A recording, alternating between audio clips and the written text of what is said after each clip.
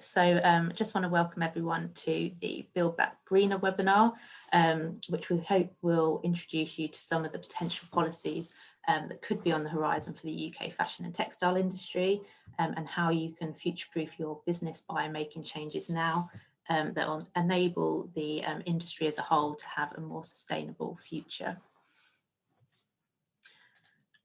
So it's quite a simple setup today. It's in a webinar format, so microphones and video cameras for attendees are already turned off. You can ask questions and make comments through the chat function, and we'll do our best to answer some of the questions at the end. We expect the session to run for about 45 minutes, and we are recording the session, so this should be available on our website in the next week or so. So on this webinar today is myself. My name's Kat Salvage and I'm the Textile Sector Specialist at WRAP, and I'm joined by Claire Carroll, our Business Account Manager on Textiles at WRAP, then Keith James, our Head of Policy and Insights, and then Tamara Gingic, the Founder and CEO of Fashion Roundtable. So in the webinar today, we're going to discuss what is the size of the problem that the textile industry is facing and why our government's starting to take action. Then I'll hand over to Keith, who's going to discuss some potential policies on the horizon for the sector, including extended producer responsibility and how this could affect businesses. Then Tamara is going to talk about Fashion Roundtable's work and the importance of policy to drive change in the fashion industry. And then finally on to Claire, who will talk about WRAP's new voluntary agreement for the textile industry, Textiles 2030, and how this can help you prepare for any changes. And then hopefully at the end, we should have some time for some Q&A. So if you pop any questions in the chat box. So just going on to set the scene. So the fashion industry is worth £32 billion to the UK economy and employs nearly 900,000 people. And in 2018, WRAP's Textile Market Situation Report showed UK households spent around 60.5 billion a year on clothing, which equated to around 5% of their overall spending. However, the industry is facing challenges relating to its environmental impacts. So sales of clothing are increasing faster than GDP, but garments are being used for less time and they're being disposed of more quickly. So this means the carbon impact of our clothing is going in the completely wrong direction. So in the UK, the clothing industry is the 8th largest sector in terms of household spending, and we buy more clothes per person than any other country in Europe. However, despite being ranked 8th in size, it's ranked 4th in terms of its impact on the environment. So this comes behind only housing, transport and food. So its carbon emissions are very significant. And this is due to the fact that the production of new textile products are extremely resource intensive. So as well as carbon emissions, we're putting stress on our planet's finite virgin resources and contributing to many other issues, including climate change, biodiversity loss, water scarcity and pollution, and microplastic pollution. And textile waste is another key issue that is growing as consumption increases and the utilisation of textiles decreases. So in 2017, WRAP estimated that the UK consumed over 1.6 million tonnes of textiles, and just over 1 million tonnes of this was clothing, plus another 300,000 tonnes of fashion accessories, another 300,000 tonnes of household textiles, so sheets, duvet covers, pillowcases, table linens, and then finally 32,000 tonnes of leisure textiles such as sleeping bags and tents. And we also estimated that around a third of clothing in UK wardrobes hasn't been worn within the last 12 months. So this is about 330,000 tonnes of usable clothing that's not being worn. So then WRAP looked at what volume of used textiles were being disposed of or donated annually, and our research showed that 920,000 tonnes of textiles are ending up in our household residual waste each year, and 335,000 tonnes of this is used clothing. And then plus on top of that, there's also another 270,000 tonnes of used textiles going into the commercial residual waste annually. And then we are also donating 620,000 tonnes of clothing. So that's being collected for reuse and recycling annually. So we can see that when we add all this up together, we're disposing of nearly as much clothing and textiles as we're consuming annually. And currently only 1% of textiles are being recycled back into new materials to make new products for the fashion and textile industry. So as we can see, there's some key reasons why the fashion and textile sector is on the government's agenda for potential new policies. So then the UK government has also committed to some ambitious targets, including achieving a net zero carbon emissions by 2050. And the resources and waste strategy for England also sets the direction of travel for some potential targets around separate textile waste collections and waste to landfill reduction targets. So due to the impacts of the fashion and textile industry, particularly on carbon and waste, as we've just talked about, the textile sector can expect some regulation to help the UK achieve its targets. And in order to meet this net zero by 2050, the industry would need to reduce the carbon impact of textile products by half in the next 10 years. And we'd also need to see policies that will help create new end markets for the increased amount of used textiles that will be collected as the overseas second-hand markets become saturated. So looking to the future, there are multiple policies that are expected to come into play in the next few years that will affect the industry. And the Environmental Audit Committee has reopened its 2018 Fixing Fashion Inquiry, and that's thanks to lots of the hard work of Fashion Roundtable. And this is to monitor the progress of the environmental and ethical impacts of the fashion industry and what policies should be put in place. And to make the impact needed to hit the government's targets, we'll need to look at policies that tackle problems upstream and downstream in the textile value chain, and that will help the industry transition to a circular economy where products are used for longer, reused, and then finally recycled so that we can reduce waste and the use of resources and virgin materials. So what could be on the horizon for the UK? And I'll just touch on this here as Keith will go into a bit more detail in a minute.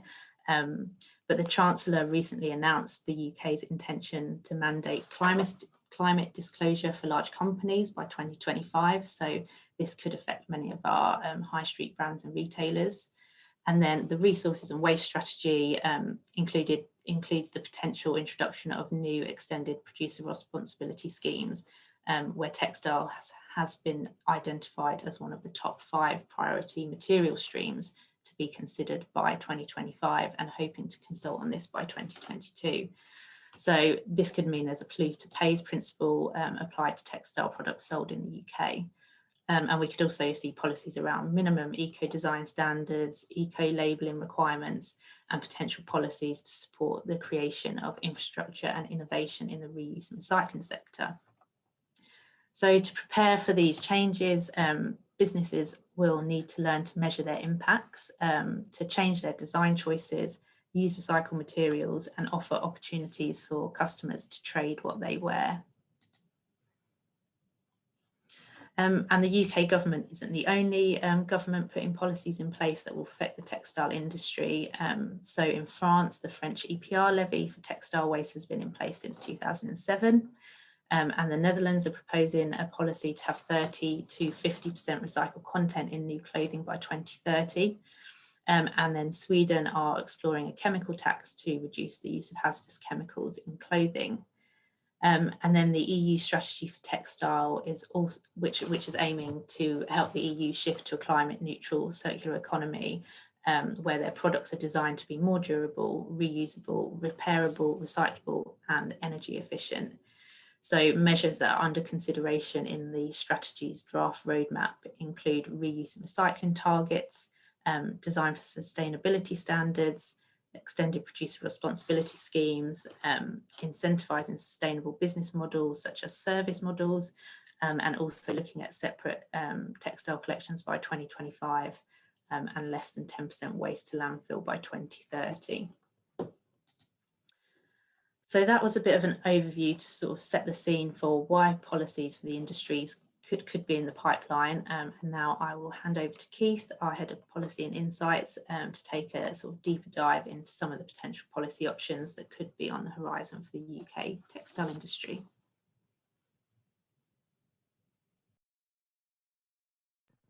Thank you very much, Kat, and good afternoon, everybody. It's great to be able to talk with you today about the potential for policy on textiles. There's a lot of really exciting and interesting policies on the horizon. Kat obviously set the scene with the Resources and Waste Strategy in England. I'm going to focus on the Environment Bill, which is currently going through Parliament. This is a UK-wide bill, so although, as Kat says, a lot of the measures are identified in the Resources and Waste Strategy for England, this is UK-wide. The bill makes provisions for targets, plans and policies for improving the natural environment, about waste and resource efficiency and for connected purposes. And today I'm going to focus on the work that RAP's doing related to the issues that you can see on the screen. So these are all in part 3 of the bill relating to waste and resource efficiency. I'll also mention a little bit about household collections. But what I really wanted to focus on was how, as Textile 2030 signatories, we'd engage in discussions on some of these issues. If we can go on to the next slide, please. So the first of those was extended producer responsibility. And so for those of you who aren't familiar with extended producer responsibility, it's a policy approach to which producers are responsible for the full net cost of end-of-life treatment. So once a consumer has finished with the product, the producers are responsible for the cost of dealing with that. So the idea is that extended producer responsibility creates an incentive to improve the way products are designed and managed. What's distinctive about the legislation in the UK is that it's been really clear on that. So the way extended producer responsibility has historically been implemented around the world has led to an increase in recycling, but there's no evidence that it's led to a change in design. With the Environment Bill, it's very clear that the purpose of an extended producer responsibility scheme is not just about increasing recycling, it's also about reducing the amount of product or material that becomes waste in the first place, and also promoting reuse and redistribution, as well as recovery and recycling. So it's thinking much higher up that waste hierarchy. So the impact on business is obviously that businesses become responsible for the full net cost of dealing with products, but the opportunity is that through an EPR scheme, businesses can be incentivized to create products that, for example, are more recyclable, or think about business models that encourage reuse, that can help to reduce the fees that they pay. So it creates a strategic framework for a whole host of decision making. And whilst businesses are responsible for the full net cost of recovery under EPR, there are opportunities for them to reduce their costs through adoption of different practices. It's a concept that's been around since the 1990s, but as I said, this is genuinely innovative. We ran a stakeholder workshop in 2020, and there was general support for extended producer responsibility across the industry, recognising that it provided the framework. Participants also noted the potential need for supplementary support as well. So pick up some of the questions at the end of the talk, if that's okay. I'll come back to EPR and I'll also cover the next 2 items as well. But yeah, there's lots of good questions coming in on the chat, so please do continue to add them.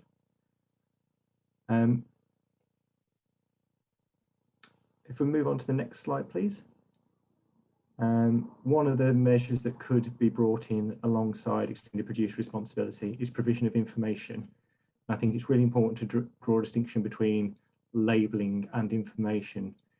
Although labelling might be what we think of straight away, this is much broader. It's about how we can give citizens the information they need to inform more sustainable purchasing decisions.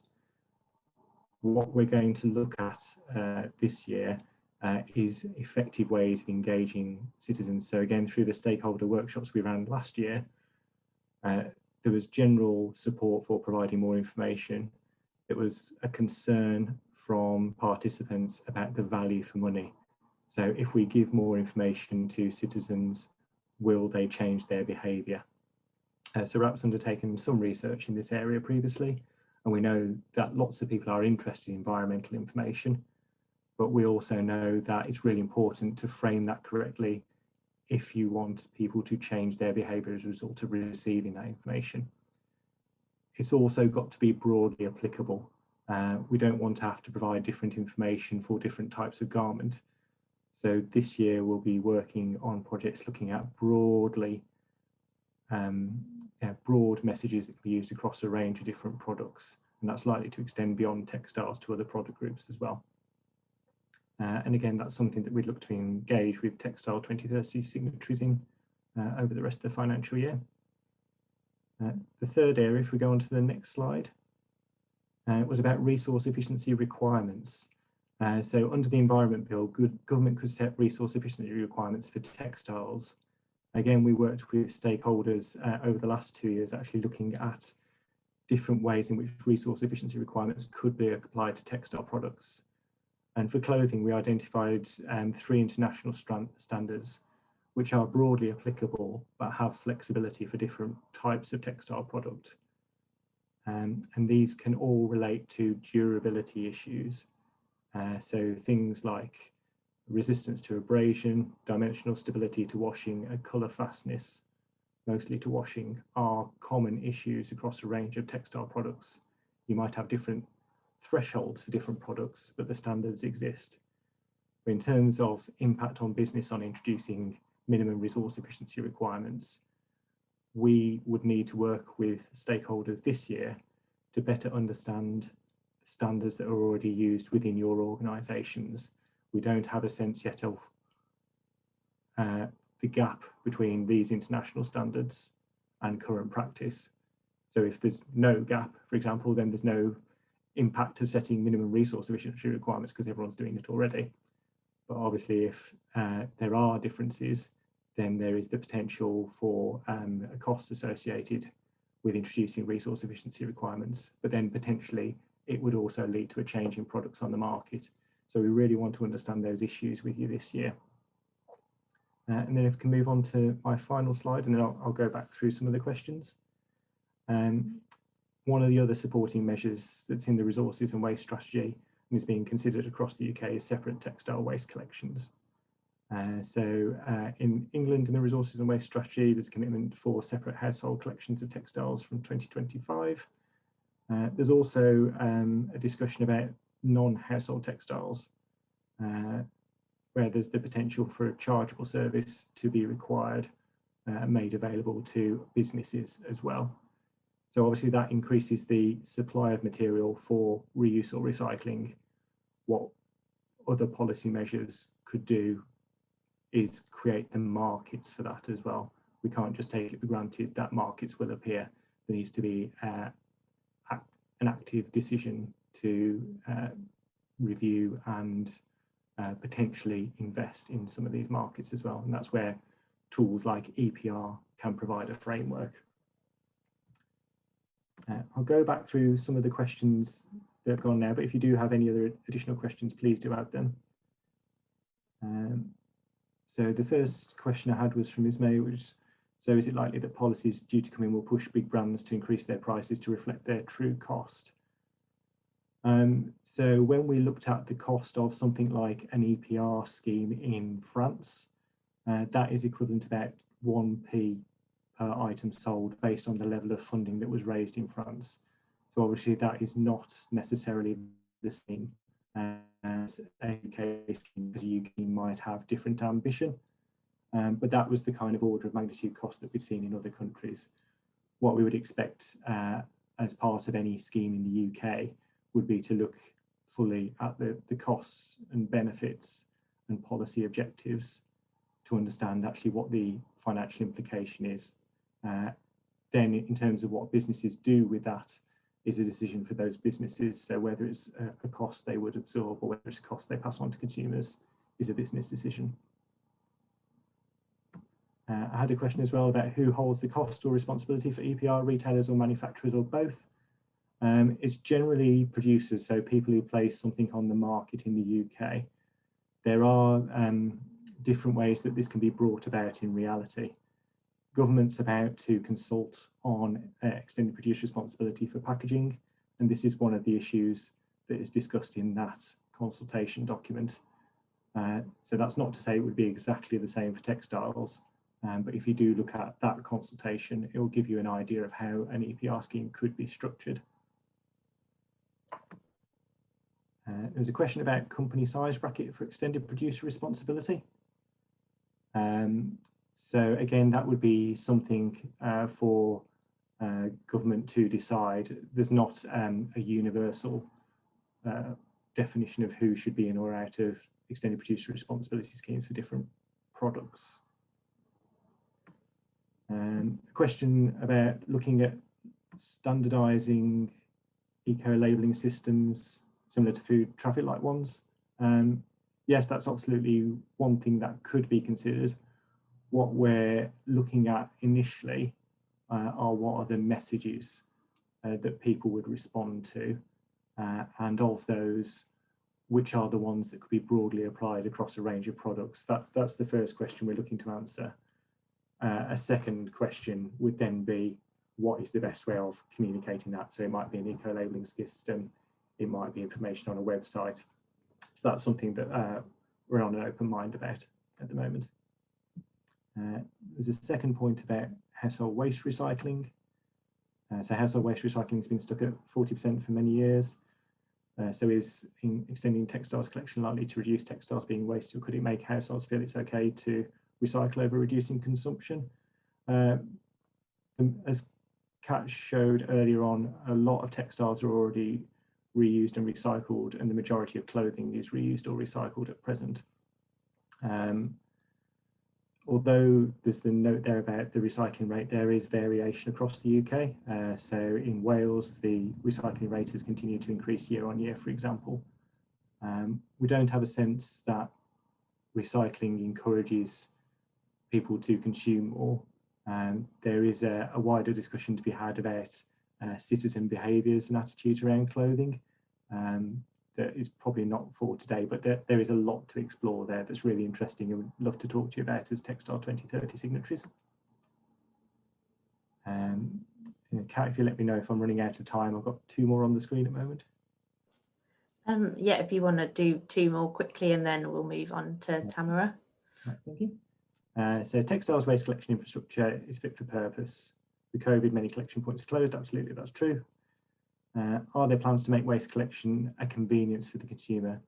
That would be something that is being considered. So we mentioned the separate curbside collections. As part of an EPR scheme, you may consider the infrastructure required to achieve the objectives set for that scheme. So that might include collection points. But yeah, that's not certain. And then the last question, and then we can pick up any others after the meeting, was, will there be regulation so that brands have sustainability standards that they have to adhere to? So in the Environment Bill, there's discussion on resource efficiency requirements. So that could be minimum standards, the sorts of issues that we spoke about, but that's not for certain, that's for discussion. And will we have to state who made clothes and in what condition the clothes are made? Again, that's beyond the Environment Bill at present. The Environment Bill is focused on resource efficiency requirements. Those sorts of requirements, yeah, could come, but that would be speculation at the moment. I think in the interest of time, that's where I'll have to draw the line. Cool, thanks Keith, and thanks for answering some of those questions. And I think that kind of leads quite nicely onto Tamara and her talk about Fashion Roundtable and how they're addressing and influencing policy within the fashion industry. Hi everyone, and well done for saying my name correctly. I know it's never easy, but thank you. I hope you can see me. I'm not sure if you can, because I can't see. Oh, there's Keith. There's Keith. There's Keith's box. Hi everyone who's dialed in. I could have taken this conversation in a lot of directions, and I think that kind of sums up the essence of the work that we do at Fashion Roundtable, is that we do cover a lot of different directions, and we do work with increasingly a lot more partners than when I started out 3.5 years ago, and it was literally me and my phone taking on the work of the first all-party parliamentary group that we worked on, which is the Textiles and Fashion one. We did some, and we continue to do some amazing work with that APPG, which is chaired by Dr. Lisa Cameron. And just today we had a meeting for the other APPG that I am the secretariat for with Fashion Roundtable, which is the Ethics in Sustainability and Fashion All-Party Parliamentary Group, with Baroness Lola Young. And that was looking at the Uyghurs crisis. And we had some, I mean, actually the beauty of lockdown and working on Zoom is that before I've had to get people to come to Parliament, and I mean, we've had lockdowns, we've had Trump visits and everybody not being able to get in, no end of hassle of people trying to get through security. And actually the beauty of a Zoom call is that we could have panelists speaking from Geneva, speaking from Washington, all dialing in and giving their time and their insights. So it really was what we call a global conversation. If you'd like to go to the next slide, because that would be really helpful. Thank you. So in a way, how we think we influence policy is basically on the inside and the outside. So effectively, an all-party parliamentary group is not a committee. It is by its very nature non-partisan and apolitical, which is how we do things anyway. It's the right way to work with across different systems and different political parties, especially if you might not agree with the government, but there are other ways of looking at things and trying to engage them. So an all-party parliamentary group is a really effective way of bringing people who are not cabinet ministers into conversations, but then using that as leverage to work with the civil service and the government. So an organisation such as RAP has a very strong relationship with DEFRA.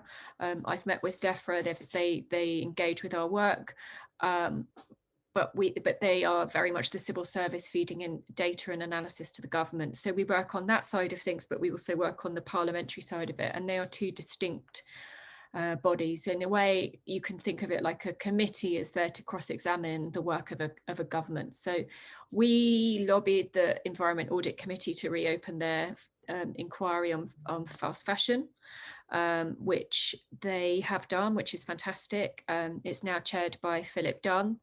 The focus has been on climate and on waste. From what we discussed before they launched the inquiry, but equally they have come out with, as you'll see, there's one of our recommendations that we'll get to on one of the future slides. They are also interested in the idea of a garment adjudicator, which is something that's definitely gaining momentum, thanks to the work of Fiona Gooch at Tradecraft Exchange, who funnily enough, like a witch, has just messaged me on my emails. That's just so synchronous, because I was just going to cite her as a real force for this garment adjudicator. If you could go to the next slide, please. Thank you. And that one, by the way, the pretty policy one that I love, the kind of circular one, is on our website. I think it's wonderful. We have a really cool designer. And that's another thing, is that I come from the fashion industry, and I wanted to make sure that Fashion Roundtable didn't alienate a fashion audience, that it understands a very visually literate industry, because we are. So we often say we're a global conversation. So for us, in terms of the environmental ethical conversation, we place that within the context as at the forefront of the work. So for me, the work around the Uyghurs crisis, which I have to say was very upsetting to listen to, it goes hand in hand with the issues that RAP are addressing, with a pertinence towards the environmental impacts of our consumption decisions. These things often go hand in hand, we've found, and many of you have either given, or I hope will do, our survey, which will support the upcoming Cleaning Up Fashion paper that we're working on. And that is there to support the work of all these experts and the insights, but offer quantitative and qualitative data that we can then present as a policy paper. And then again, using those networks of the inside or outside influence that we have to support policy change and kind of amplify voices of people who might not always get a seat at the table. If you could go to the next slide, please. Thank you. So I think in terms of policy and in terms of politics, people, from my observation, often think of things as beyond their remit. I've noticed in the last couple of weeks even, and I've noticed it also increasingly over lockdown, is that people who, maybe because they're on their phones a lot more, they're engaging with things in a different way because they're in a lockdown experience, and they have been for such a long time. And obviously the news this week has been very challenging in the UK with the tragedy with Sarah Everard, and politics and policing and policy, all these POL words, interestingly, and people are feeling very impacted by those, and they're not happy. Some people are not happy, and so they using structures, whether that's a change.org campaign letter, or they are demonstrating, or they are upset with the bill that was passed yesterday and is now going through, that it's now going to will ping pong between the House of Commons and the House of Lords. And there's then, when you dig deeper into this, you've got the trade bill, which then again will impact on our relationship with China, and then the environment bill, which I'd also been reading up on, which Keith has covered so pertinently. So we can start from a very us, me, what affects me space, and that is a really normal way to engage with politics. It can be who's going to give me a better deal on the roads, on the environment, on how much money I have to pay tax on. It can be very personal. And then that can widen out into how does this impact my community, and what that community looks like. And for us at Fashion Roundtable, that's you and I, that's all of us in the industry. So if you could go to the next slide, please. When we launched, we basically were the first people to assess the data of the whole of the UK and the different constituencies. And it's really small, and I actually can't read it on this. But I think what's interesting is if you go on our website, we've broken it down. Now, those were pre-COVID numbers, and we're going to have to wait to get the new numbers, because when the 35 billion is cited, a lot of that's actually retail, and we are looking at a potential 9 billion loss in GDP in 1 year from the industry, which is massive. And every time one of these high street retailers, which also will obviously impact their supply chains, is lost, we're losing in effect the same as the UK fashion industry. So Debenhams, 12,000, UK fishing, 12,000, Arcadia, there's about the same. So sorry, even actually only just Topshop. So again and again, we're losing these jobs, and they're primarily impacting on women. There are 80% workforce of women across both of those businesses that I've just mentioned. So for me, obviously, I'm a woman. How does this impact? How does this impact on the next generation of workers? What does this look like for people who want to grow into business? So these are the kind of areas that we're looking at, and making the case for a new vision of a post-Brexit economy. What does that look like for the UK? We want to see more onshoring. There's been a 63% rise in interest, according to Make It British, on onshoring, both from big and small manufacturers, but there are real gaps in how we can attain that. There are gaps because there is an education gap in terms of talent into the workforce for garment workers, but equally we don't have raw materials, and it's really expensive to produce here. So we are calling for an incentivization to manufacture in the UK.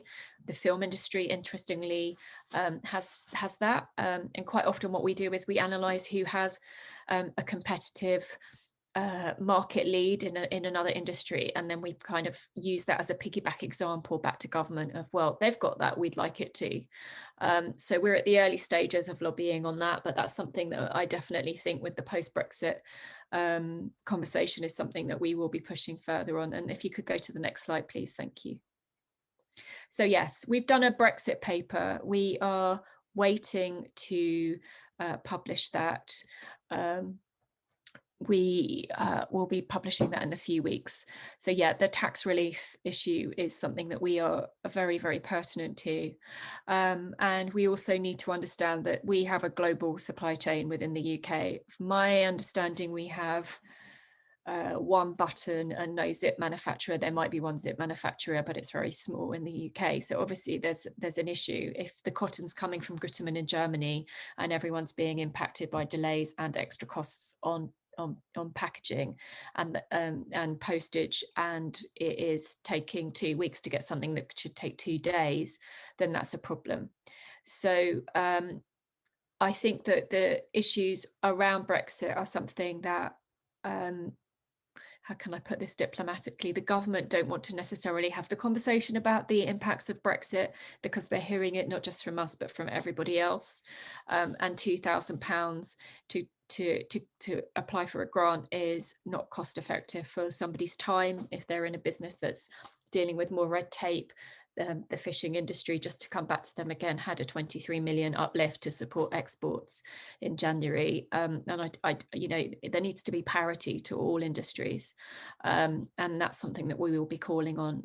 We're just signing off on that Brexit paper. Again, it's with our lovely designer, Sally, who's making it visually appealing. I know it sounds like a weird thing to want with Brexit, but with everything we touch, we want it to have that appeal so that it gets picked up. And also, many of you might have signed our Don't Make Fashion History open letter to the government at the beginning of February, the 2nd of February. It's quite clear that they don't want to have the roundtable, but we are working on other ways. We are having a meeting with the minister very soon through one of our APPGs. And we have the commitment for a roundtable with the opposition, and we have briefed all of the other opposition parties. So there are many ways to make sure that you get something. But that, I mean, policy, as I'm sure RAP will agree, is a very labour intensive way of working, because you have to hit things from many different touch points. And I think one of the issues for the sector is that we are very siloed. We cross several departments, and one thing that I would like, if I was to have a vision board of what the fashion industry in terms of policy looked like, there would be one point of contact for the whole of the sector, whether that was looking environment or design or manufacturing. And I think that the problem is that we currently sit across several departments, so it's very hard to know who's there for what. And I think that's problematic for not only us, but I'm sure that's echoed and I know it is actually in other industries. Next slide, please. So we are also currently running our Cleaning Up Fashion paper. That's on our website. I would really love it if you go to the advocacy page, if you could take that, or if you go on our Instagram, you can pick it up. It's in the link tree. So far, as you can see, climate crisis, interestingly, is the top priority for people. For me personally, I would say modern slavery is my number one concern, but it's interesting to note that that's not necessarily shared by stakeholders, and I can understand why. It's interesting to know that people have different opinions, including me. Next slide, please. Yeah, so I think this will answer the question that I know Ismay shared about the adjudicator, or it might be on the next slide. So basically, I hope you guys can read it. So basically, we're looking at the Modern Slavery Act. There's a lot of talk about what that looks like and where the gaps are. And although we really supported some amendments last year and worked with our stakeholders, our parliamentary stakeholders, there are some issues. And, you know, the Brexit is, if anybody's a Tudor geek, it's basically the Reformation all over again, and it will take a long time for us to analyse what that divergence from the EU looks like and what opportunities that offers. And that does potentially offer opportunities around tax relief, and it does open up, if all of us are wise to this, opportunities for a greener, global leading, innovative tech leading, fantastic SME UK. And I'm sure that the people on this call, that's what our aims are. The problems are, it also opens up the opportunities and the risks of the opposite, and big business basically gaining all the benefits from a UK that's just outside of the EU and no longer in the EU. So we have to be alert to that and wise to that. And that's why I see all of these things in the round, which is why we've got the name we've got, is because we have to look at the whole of the dynamic holistically, and that's the approach that we take. Next slide, please. Thank you. Right, so there we get to it. There we get to an adjudicator. Essentially, it's something that would replicate what the groceries code adjudicator has already established, and it would support greater regulation. We're also looking at ideas about a human rights adjudicator, and also one thing that's very, very pertinent to me and cites back to the Brexit conversation is adding garment workers to the shortage occupation list. Because of the education system that we have in the UK, it's been what's called a STEM education agenda in state schools for 10 years now. and there's been a drop-off in art and design uptake at GCSE and then further on. And not everybody can afford to go to university, should be going to university, and being a designer isn't for everybody. But we don't have enough garment workers in the UK. There are people such as Jenny Holloway, who again has just been in touch with me about something else, who are leading on training, but there's a massive training gap, and the T levels are not going to be rolled out until September 23. When the Leicester exploitation issues came up in the summer, there was no analysis done, because we asked the Migration Advisory Committee, the MAC, if they'd done a MSA modern slavery analysis on that, and they hadn't. And my worries are rising exploitation and trafficking to support the jobs that are growing. Obviously, you've got companies such as Boohoo and others who are trying to build mega factories in Leicester, and I'm all for onshoring, but as I say, I want it onshoring done right. And the worry is, if the jobs are here but the workers aren't here, then it leads in one direction. And the government are obviously really trying to work on legislation to wipe out modern slavery, but we need to address that by supporting the workers into the jobs which would best mitigate against that. And we believe the shortage occupation list for garment workers would be one big step on that. Next slide, please. So that's us. Let's talk. You can find us on Instagram, and you can do the survey really quickly. I think it takes you less time than boiling a cup of tea, kettle for a cup of tea, sorry. Sign up to the newsletter and email us if you've got any questions. Do I think there's going to be any investment into micro businesses? You know what, if I was in charge, and I would love to be the czar taking on the fashion industry for the government or the next government, I think that there is a worrying direction of travel towards big business, and that Brexit potentially exacerbates that. And it's something I think we should all be alert to, and we should be asking for support. I think what happened with the high street across the lockdowns has been avoidable if there'd been support for a virtual high street, which really created a kind of digital infrastructure for all these amazing SMEs who are really struggling. And maybe they've got small shops, or maybe they've been selling on Instagram. I think that would have been a real help. And I really feel for the brands who did pivot to digital during lockdown 1 and 2, and then got utterly hemorrhaging money on selling to the EU.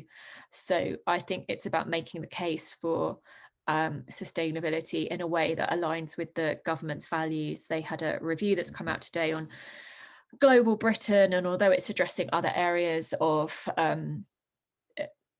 their work and their remit, such as cyber and security, it is also arguably about business and supply chain. So I think it's a piece of work that needs to be done, because this country historically has been a global innovator in small businesses. I mean, that entrepreneurial spirit is something that I really think is part of the UK's DNA. And also, I think we've consistently punched above our weight in terms of talent in our sector. I mean, before the lockdown, we were building 11% year-on-year growth, which is absolutely phenomenal. I'm sure the car industry would have liked to have seen those figures, and yet we don't tend to get the attention from government, and I think that's long overdue. So that's why I really am happy to partner with RAP on this event, and looking forward towards COP26, and then what that builds on, because COP26 is part of a bigger conversation, obviously, with the G7, and then with all these other events happening, such as Climate Week in London. But there's so many ways that we can start to really shift the dial. I do think that the micro sustainable businesses is something that we should be applauding and pushing the case for, and it does kind of counter both the government and the opposition's perspective on what business is. But I think it gives a successful kind of 21st century vision, which actually harks back to what the history of the industry is. And I think that that's something that we should really, really think about mapping out. And I would love to do that. So if anyone wants to, that's the next piece of work I'm looking to do. So please email us at that address, the STEM issues. Yes, I agree with you. I think the STEM issue is, Veronica, is so pertinent to this. I went to a grammar school, and I feel like the education agenda is like it's like something out of Storky and Co. It's like it's like a Victorian vision of what education is, and yet we already have the best fashion tech companies in this country. They're all headquartered here. We have such talent. Tech isn't just science. Tech is also fashion and innovation, and looking at how we can be more transparent. So I think that it's making the case that we are already in tech. Anybody in fashion is in tech, actually, even me, and I can barely type because of the way I have to work with digital now for the work we do. But equally for all of you brand owners, or for you looking at how to be innovative, with transparency and supply chain, lean manufacturing methodologies, you're already leading in tech, and the government could really listen to that, and I think would learn a thing or two. So hopefully RAP will be sending them this video. Thank you very much. Brilliant. Thank you, Tamara. Really insightful and great to learn what Fashion Roundtable is doing in this space. I think it gives a really nice other viewpoint where RAP is so focused on the environmental side, but you guys can definitely speak to Brexit and workers' rights and all of those other aspects that are just as important. Actually segues really nicely into what I'm going to speak about, which is some of the work that RAP is going to pick up through our Textiles 2030 agreement, which some of you might be familiar with and some of you might be brand new to. So I will do a quick whiz through. So Textiles 2030 will launch next month, so very imminent, and it is the UK textile sector collaboration which aims to make rapid science-based progress on circularity and climate action. So what I really want to do is just touch on specific points of this agreement that relate to some of the policy work that Kat and Keith have kind of touched on earlier on. So in terms of the actual targets and the aims of this agreement, so the headline target is to achieve a 50% reduction in carbon for the industry by 2030, and that is aligned with the Paris Climate Agreement of limiting global warming to a 1.5 degree trajectory. We will also continue to reduce the water footprint, so recognizing that textile production is water intensive in nature, so aiming to achieve a 30% reduction in that area. And the third target is around delivering the circularity kind of roadmap for the textiles industry. So this will hopefully address how textiles are designed, how they're sold, how they are reused for longer and recycled at the end of their life. So as you can see, Textiles 2030 will bring together a number of different stakeholders, and that will help us to achieve these ambitious targets. So we're going to need the help of brands and retailers, knowledge partners, recycling organisations, the government, and definitely innovation and innovative businesses as well. So we need all four of these kind of groups to inform the others in order to make that change that we want to see. So by sharing insights, we can identify solutions and test those ahead of government decision making. And in turn, those learnings on things like infrastructure gaps, practical considerations for businesses can be shared with government. And this supports the development of, a progressive policy environment. And RAP's policy workshops, which I think Keith referred to, these will allow signatories to feed into potential changes. So the work we do in Textiles 2030 will actually be, considered in the development of policy. And in taking, those proactive steps like participating in a voluntary agreement, businesses should be ahead of that policy curve and equipped to react accordingly in the future. So if we were just to take some of the policy changes that might be implemented and look at the ways in which Textiles 2030 might prepare businesses. So if you think back to eco-design, which was mentioned earlier, so Circularity Workstream 1 of Textiles 2030 sets out to achieve good practice in relation to durability, recyclability, and using recycled content. So signatories to the agreement will be able to collaborate and develop good practice and what should this look like, and then implement that good practice across their product range in a kind of staggered, aligned approach. And then by 2030, based on that, it's expected that these principles will then have been applied to quite a vast number of products on the market in the UK. And Textiles 2030 gives signatories access to exclusive resources. For example, we have a circular design guide that you can see there, as well as regular kind of private webinars and workshops that will help address specific issues or problems that businesses have in implementing this. And we can also upskill in-house teams for brands such as designers, which is obviously really key for this.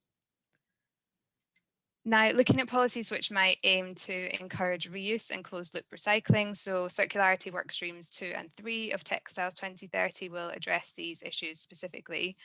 So partner signatories will be able to take part in, pilots which will extend the life of garments, and that could, for example, be in the form of trialing a rental model for the first time or re-commerce as part of a new business strategy.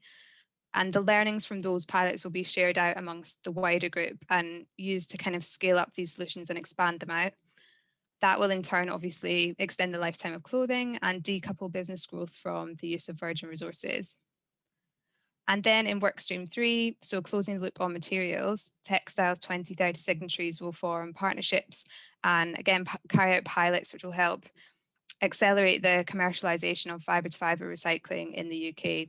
And WRAP will also conduct research in relation to any barriers in this area so we can better understand those and overcome them. Now, thinking quickly about the polluter pays principle, so a good example of how retailers could address this through Textiles 2030 would be setting up a take-back scheme. So these schemes encourage consumers to dispose of their unwanted clothing, and retailers are able to facilitate this in a more responsible way. And you can ensure that the value captured from that clothing is recaptured basically, instead of it potentially ending up in landfill. And take-back schemes are therefore a kind of key part in developing a more circular fashion industry. There's kind of a number of different ways that businesses can set those up. So they could be commercial, for example, by partnering with a textiles recycler. They could be charitable, or they could be fully owned and run by the retailers themselves. WRAP actually published guidance on this in February, so you can see the little icon in the top left there. That was previously only available to signatories of our voluntary agreement. So going forward, Textiles 2030 signatories will obviously be first to access, similar guidance that comes out in the future. Textiles 2030 signatories will also be encouraged to launch services where appropriate that expand the life of their garments. So in some cases that could take the form of repair or rental services within their business. And you can see a little example of that there. So moving on to the consumer angle. So WRAP regularly conducts research and generates insights about consumer shopping habits and attitudes and their behaviours towards clothing that they buy. So as a signatory, your business would be first to access these insights, and you'll be able to obviously act proactively and accordingly to what the findings are. So one of our recent surveys we published in December, and that revealed a real kind of shift in attitudes of consumers as a result of COVID and the kind of pandemic lockdown. So 55% of citizens now think that the impact of clothing on the environment is severe, and that's risen quite significantly since 2017. And additionally, 1 in 5 UK citizens say that the lockdown has made them think differently about clothing, either in terms of the way they purchase it or the way that they dispose of it. And 50% of UK citizens avoid generating clothing waste. So that's risen by 20% in just 2 years. So again, pretty significant there. And the way that Textiles 2030 can kind of use this information and help businesses to help their customers is that, number one, it just helps you to get to know them. Once you know what their behaviours are, you can help to educate them. So that could be on the way that they look after their clothes. It could be highlighting the multiple disposal routes available to them. It could also involve partnerships within the sector in terms of clothing care or campaigns. And as part of Textiles 2030, signatories will also be able to take part in fibre switching. So fibre switching to organic or recycled fibres is super important. And from that perspective, if something in the eco-labelling scenario was to come into play, signatories may have already have introduced these lower impact ranges and fibres. So those ranges will then be more desirable to consumers and therefore a preferred purchase choice. Textiles 2030 will also explore new innovations in this area. So if you think, for example, of all these new innovations coming to the fore, like blockchain, garment tracking, that should make it easier for consumers, again, to understand what their clothing's made of, how to care for it, and then how to dispose of it in a more environmentally friendly way and keep it out of landfill.